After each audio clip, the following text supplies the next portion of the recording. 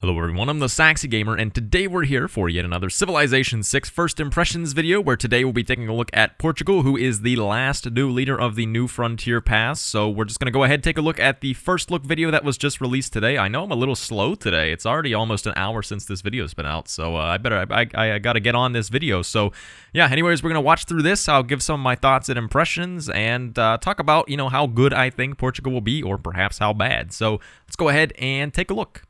João III leads Portugal in Sid Meier's Civilization 6. King of Portugal in the 1500s, João is known for using shrewd trading practices rather than open warfare as a means of conquest. Portugal's unique ability, Caça da Índia, significantly increases the yields of international trade routes, but limits those routes to cities on the coast or with a harbor. This ability. So let's take a look at some of these trade route yields here. So we're on turn 98 here. We have about 12, 21 gold per turn, 22. These are some pretty good trade routes. 1.5 science. I'm interested to see how they're getting 1.5 science. Maybe that's part of this ability, but actually maybe it's just a bonus from, maybe I wonder if there's a campus in the city that they're sending it to. Maybe they just get, well, I guess we can just see later on in the video, but maybe it's just like a percentage-based boost or something like that. It looks like it might be 50% because I see that they get 1.5 food, 1.5, so sounds like an extra 50% on top of the one that they would normally be getting from having districts in those cities. So either way, this does sound like a pretty interesting ability. It's going to make their trade routes quite strong. I feel like we've had quite a number of economically based civs in the New Frontier Pass, but maybe I'm wrong. I mean, I guess there really only is Kublai Khan, but I guess he was one of the last ones that was added in, so maybe it's just because there's pretty much two in a row that it's making me think that. But either way, I think this is going to be at least it sounds like it'll be a fairly decent ability. The one thing that they did mention was that you can only send trade routes to cities that are either on the coast or have a harbor, so that will potentially limit where you can, obviously be sending these trade routes. But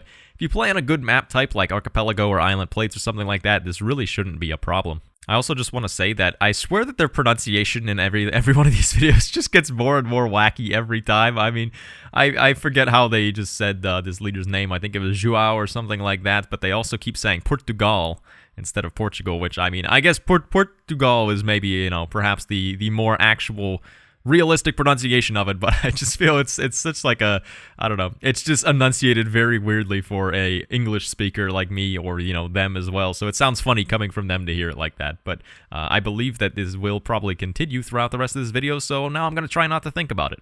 Also grants trader units additional range on water and the ability to embark on water tiles as soon as they're unlocked.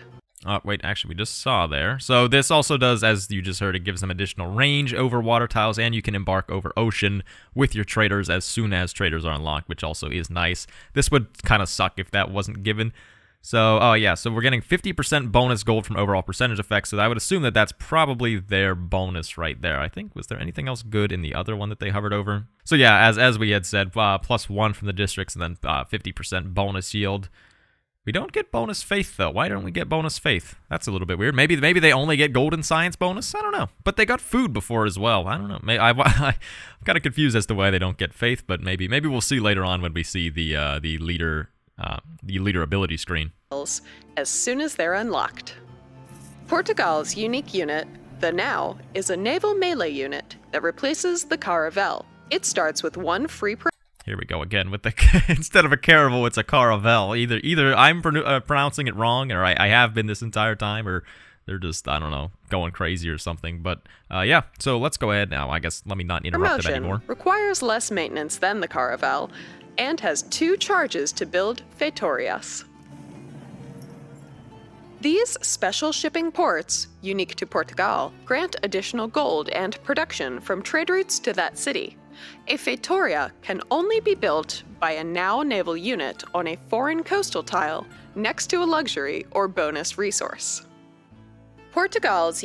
So let's take a look at that unique building there, and also the Now, I suppose, as well. So if you missed it because I was talking, the Now gets a lower maintenance cost and also starts with a free promotion. Aside from that, I'm pretty sure it's the same as the Caravel, and it can also build these Feitorias. So the Feitoria can be built in not your own land. It has to be land owned by someone else next to either a luxury or bonus resource.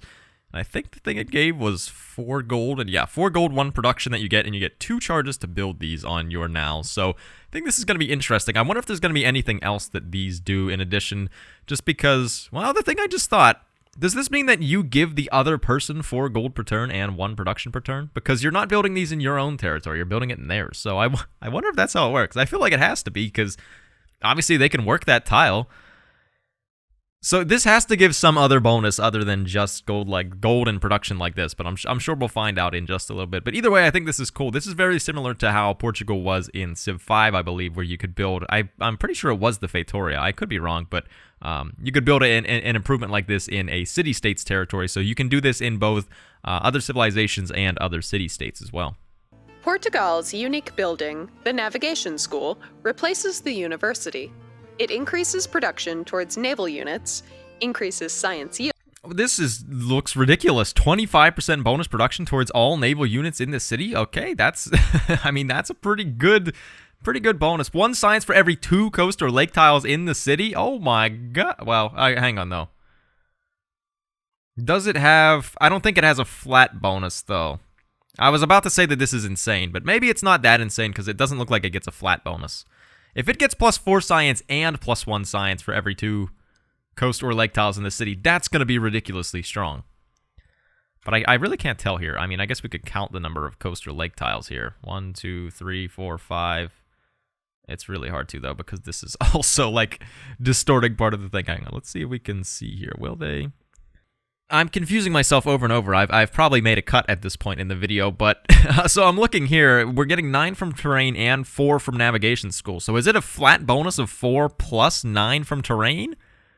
That's ridiculous if you still get +4 as a flat bonus and the extra from all the terrain. Okay, this is gonna be absolutely nuts if this is how this works. Maybe we'll see later on, but my hopes for the navigation school, 25% bonus production towards naval units and this ridiculous amount of science is going to be broken. That's ridiculously strong. But I don't know. Let's see. And grants additional Great Admiral points. João's unique ability, Porta do Sa. All right, well, here we go. We can actually take a look at the screen here. So it doesn't say down here if it gives a flat bonus or not, which makes me even more so confused. I really don't know. We're just going to have to wait and see. Maybe you guys could let me know in the comment section what you think.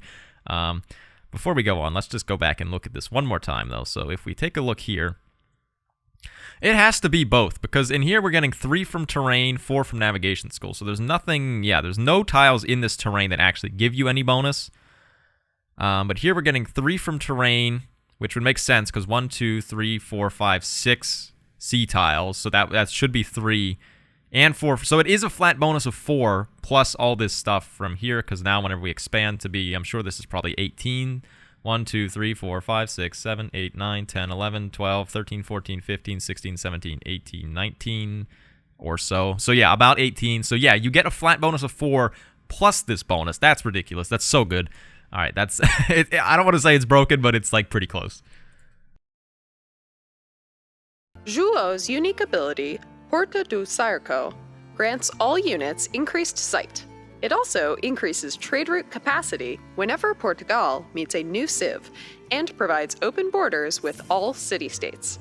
Okay, that as well sounds really good. Sorry, I'm being clawed by Eugene right now. He's trying to give me a hug as I'm recording this, but I unfortunately cannot. So you can see here, this ability, Porta do Cerco, or however it is pronounced, will give you all units get +1 sight, and you also get a free trade route capacity every time you meet a city, or not a city, a civilization. So that as well is pretty good. Everybody loves a lot of free trade routes, so this is a pretty strong ability. I mean, getting just blanket +1 sight, I assume that means land units as well, which is a very interesting thing. But this is going to be a really strong ability. I mean, sight is not something that is generally super useful. It's not as useful as like movement that you get on Colombia, but sight is still pretty good. It allows you to just, especially if you're fighting a war, be able to see more opponents, be able to have a little bit of a better chance at attacking things with ranged units if you don't have sight otherwise. So this is pretty good. Free trade route capacity is also very good. And open borders with city-states, it's fine, but it's really not that insane. Also, just because we didn't look at it before, so yeah, this must have been just a weird thing before. It says that they should receive plus 50% towards all yields. I don't know why they weren't getting 50% bonus faith in that one trade route there. That's a little bit strange, but maybe it's a bug or something like that, or maybe, I have no idea what was going on there. But we also get 50% bonus range over water. And then the now, as we said, I mean, we have figured out everything with that. Oh, wait, we haven't looked at the Feitoria as well to see. So it provides plus 4 gold, plus 1 production. Trade routes sent to the city from Portugal gain plus 4 gold and plus 1 production. Okay. So you are helping out whoever you are putting this improvement in their lands because they'll be able to work the tile improvement for 4 gold and 1 production, but every trade route that you send to them in that city then is going to get plus 4 gold and plus 1 production, and then that will also get plus 50% because of this ability over here. So really you're getting plus 6 gold and plus 1.5 production from every trade route that you send to a city with a Feitoria. And you can't build 2 of these. Can you build 2 in the same city?